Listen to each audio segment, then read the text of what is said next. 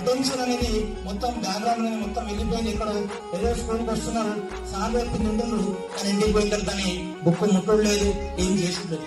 ఎందుకు మరి మీకు ఎందుకు ఏమైనా కావాలనుకుంటలేదా, జీవితంలో బాగుపడాలనుకుంటలేదా? మీరు చాలా డబ్బులు ఉన్న వాళ్ళ, అవునా? మీ పేరెంట్స్ రిచెస్టా?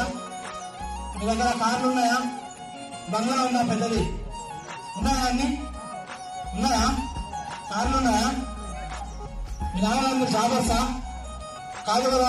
అంటే పేదవాళ్ళు, మనందరూ ఇక్కడ పేదవాళ్ళు అయితేనే ఇక్కడ వస్తాం, లేకపోతే ఎక్కడో పెద్ద పెద్ద స్కూల్లో పోతాం. మనం పేదవాళ్ళు కాబట్టి మన జీవితంలో, మన యొక్క ఈ జన్మంలో, అంటే మన మానవ క్రమంలో ఒక తరం బాగుపడాలంటే విద్యార్థులనే బాగుపడతారు, అది కూడా మనతోనే బాగుపడతారు.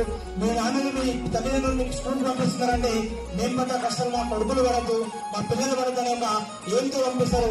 ఒక్కరోజు నీకు వచ్చిన నువ్వు జాబ్ కొట్టు, ఒక మంచి స్థాయిలో నీ గురించి నలుగురు మాట్లాడే